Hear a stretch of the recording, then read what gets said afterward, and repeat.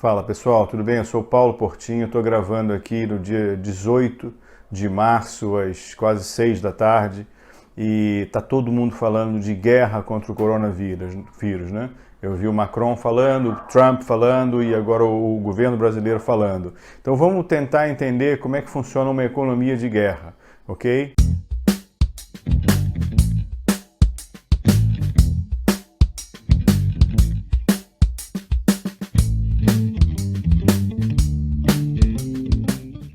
Então, pessoal, a coisa realmente atingiu um nível de estresse gigantesco. Tem o estresse médico, né, o estresse dos médicos, o estresse das pessoas com medo de morrer, que é gravíssimo e é algo do qual eu não vou falar, porque eu não sou especialista. Eu vou falar do estresse econômico, o estresse financeiro, como é que a gente pode enxergar essas coisas e tentar evitar que cheguemos ao fundo do poço numa situação incontornável. Hoje, de quarta-feira, dia 18, houve uma venda absurda de títulos americanos de longo prazo, de 10 e de 30 anos, né, fazendo os yields subirem à beça.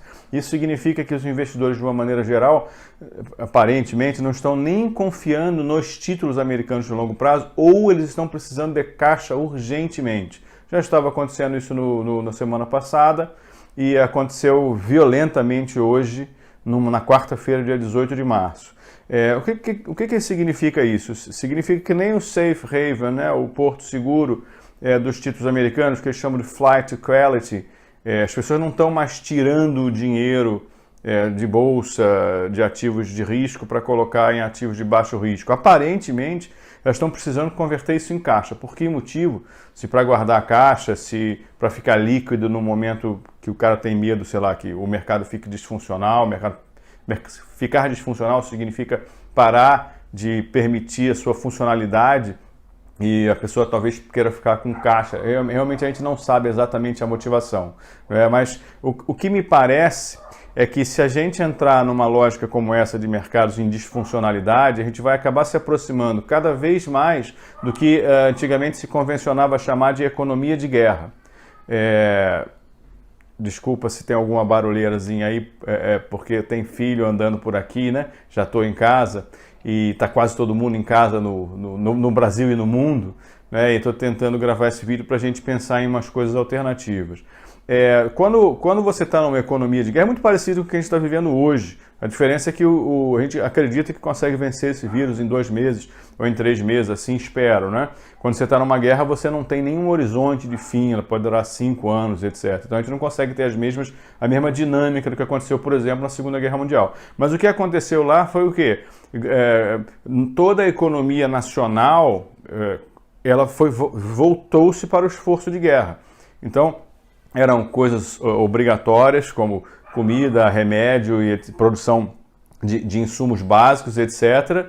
E a gente fazendo o financiamento das balas, dos tanques, da produção de aço, da produção de minério, etc. Então, isso é o que a gente chamava de esforço de guerra.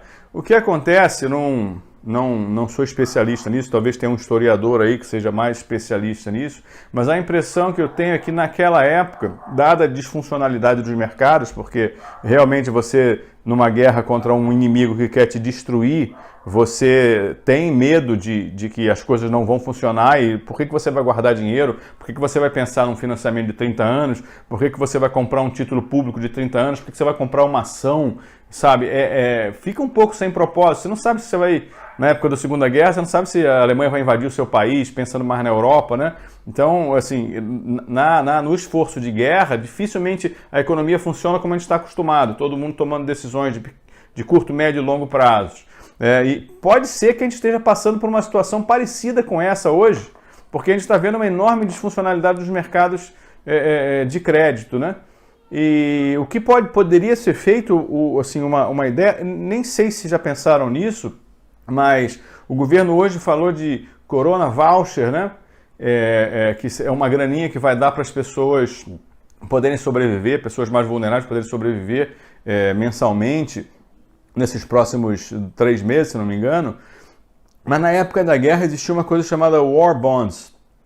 O governo emitia, como estava disfuncional o mercado e você não conseguia fazer funcionar a regra normal dos títulos de 30 anos, de 40 anos, você criava bônus de guerra que as pessoas compravam ou eventualmente recebiam do governo, né, como pagamento pelo seu esforço de guerra. Então, assim, não seria...